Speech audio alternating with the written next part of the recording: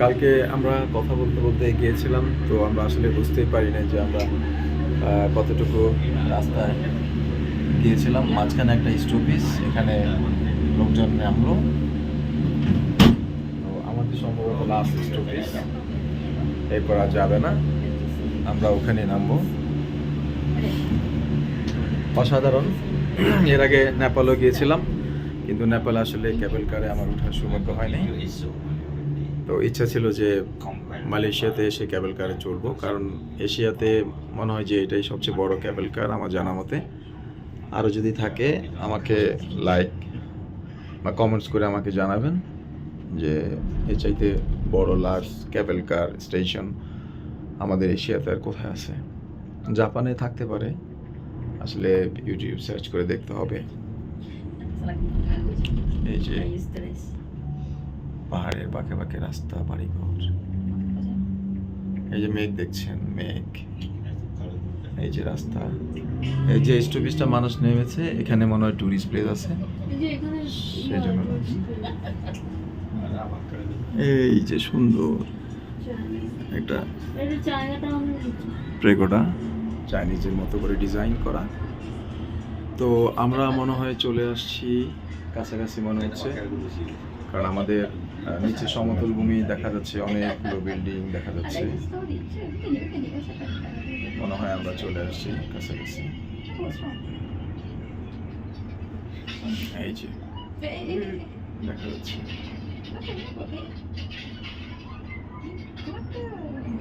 সুন্দর, অনেক সুন্দর, অনেক বিউটিফুল। আসলে দেখে কতটা ফিল করবেন জানি না, বাট যদি আসেন ফিজিক্যালি তাহলে দেখতে পারবেন কতটা সুন্দর।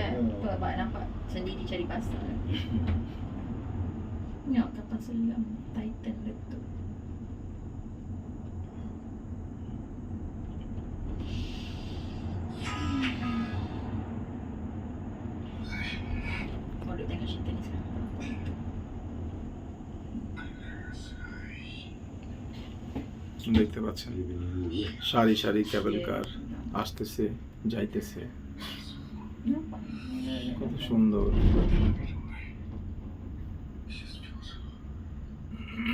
কি সুন্দর সিস্টেম।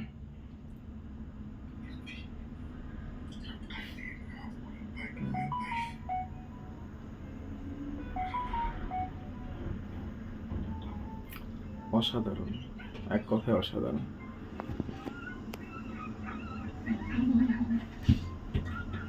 এই যে সিটি দেখা যাচ্ছে, সমতল ভূমি দেখা যাচ্ছে। তো আমরা মনে হয় চলে আসতেছি, খুব কাছাকাছি মনে হচ্ছে। কি সুন্দর রাস্তা, পাহাড়ে সাইড দিয়ে। এই যে ক্যাবেল, সারি সারি ক্যাবেল কার, অসাম, অনেক বিউটিফুল।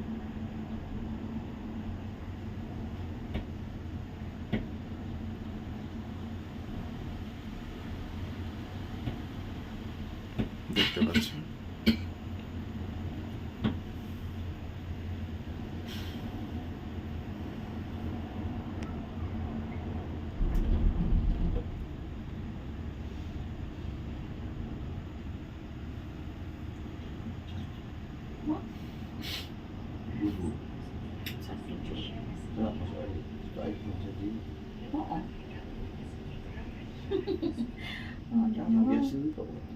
অনেক সুন্দর।